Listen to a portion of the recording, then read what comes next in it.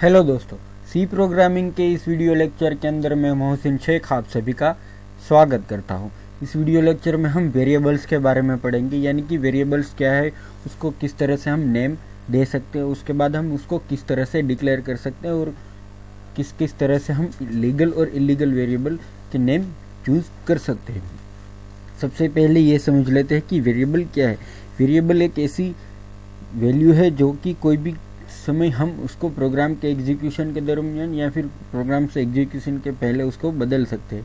Variable एक data types के नाम की तरह हम उसको यूज़ कर सकते हैं और वेरिएबल हमेशा एक वैल्यू को स्टोर करता है। अब हम ये समझेंगे कि वेरिएबल्स को नेमिंग करने के लिए कौन कौन से रूल्स हमें फॉलो करने होते हैं।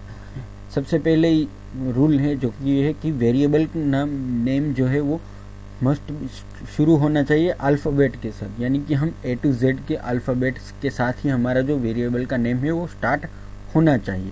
उसके बाद दूसरा जो रूल है वो है कि हम जो भी वेरिएबल का नाम दे वो मैक्सिमम 31 कैरेक्टर का ही लंबा होना चाहिए।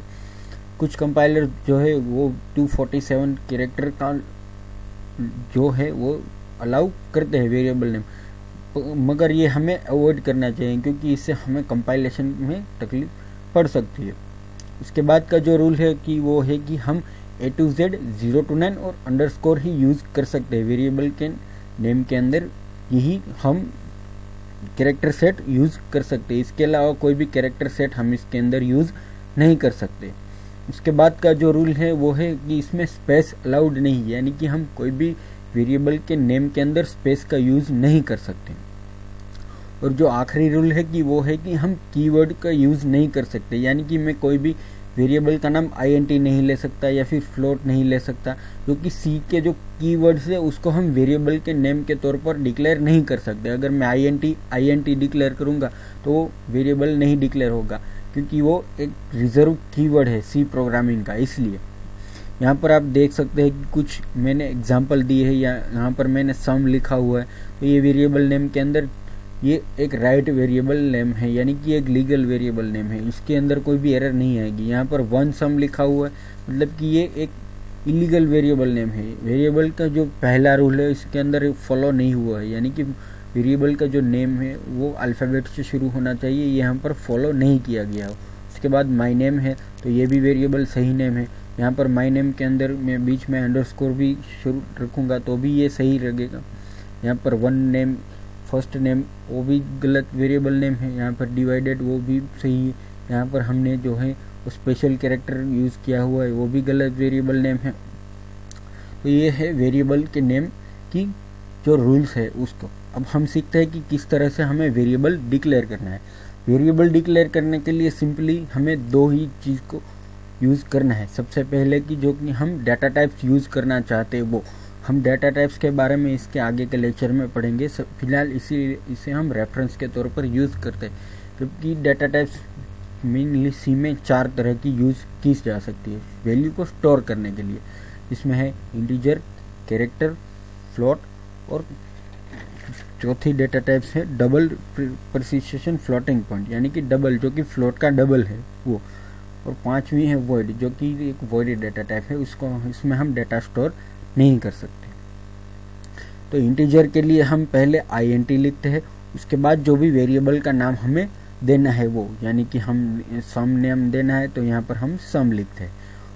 अगर कैरेक्टर डाटा टाइप हमें डिक्लेयर करनी है तो यहाँ पर हम लिखेंगे char, और जो भी नाम हमें वेरिएबल का देना है वो यहाँ पर मैं दूंगा my underscore name। ठीक है, सेमीकोलन लगाना ये ज़रूरी है, इसलिए हम सभी में सेमीकोलन लगाएंगे। उसके बाद हम अगर हमें फ्लोट डिक्लेयर करना है तो हम लिखेंगे float फ्लोट। उसके बाद जो भी हम डेटा टाइप वेरिएबल्स का नाम देना है वो डेटा टाइप्स हमने ले लिए है, उसके बाद हम देंगे परसेंटेज। उसके बाद ये सेमीकोलन से ये एंड हो गया। उसके बाद अगर फ्लोट से भी अगर हमें डबल डेटा टाइप्स चाहिए, यानी कि फ्लोट जितनी वैल्यू स्टोर करता है उससे ज़्यादा वैल्यू हमें स्टोर करनी है तो हम डबल का यूज़ करते हैं। फिर भी इसी तरह डिक्लेयर करते हैं डबल परसेंटेज और सेमीकोलन।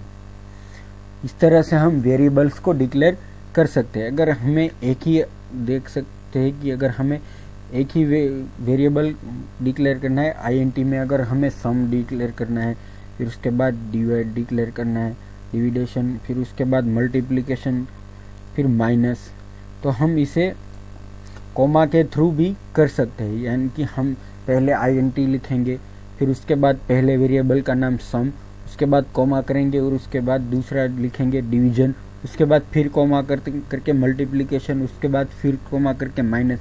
इस तरह से आपके आखिरी वेरिएबल तक ले जाए और उसके बाद हम सेमीकोलन लगा दे हमारे। इसी तरह हम एक ही लाइन के अंदर बहुत सारे वेरिएबल्स भी डिक्लेयर कर सकते हैं, बजाय हम कि सभी वेरिएबल में हम आईएनटी लिखें और फिर उसके बाद वेरिएबल का नाम लिखें।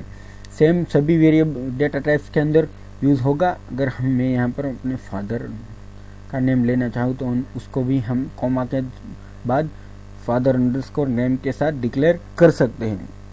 इसी तरह से हम सभी वेरिएबल्स के अंदर ये भी फॉलो कर सकते हैं। इसकी मदद से हमें एक तो हम कम टाइप करना पड़ेगा और हमारा प्रोग्राम भी जल्दी जल्दी बनेगा।